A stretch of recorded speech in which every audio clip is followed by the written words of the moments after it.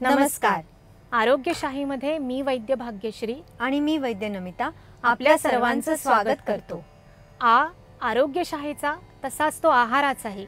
स्वर्गातल्या देवदेवतांनाही क्षीरसागर घुसळल्यानंतर जे मिळालं ते अमृत. पण आपल्या भारतीय संस्कृतीमध्ये एक नाही तर 5 अमृत सांगितलेली आहेत. आलं का लक्षात कशाबद्दल बोलतोय ते? बरोबर, पंचामृत. पंचामृतातील 5 गोष्टी असतात.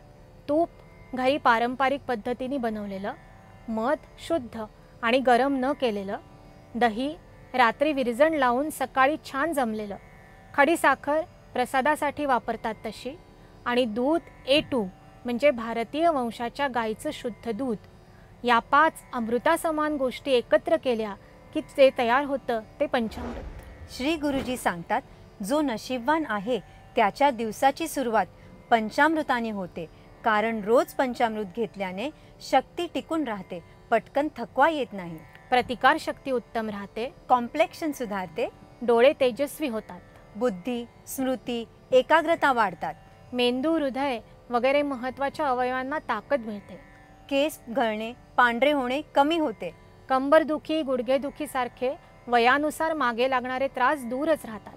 रोज सकाळी जमलं तर चांदीच्या वाटीत नाहीतर साध्या वाटीत सर्वप्रथम दही, त्यात साखर, पातळ तूप, मध प्रत्येकी 1-1 चमचा आणि 4 ते 5 चमचे दूध टाकून तयार केलेलं पंचामृत लागतंही छान आणि देतं अक्षय आरोग्याचं दान.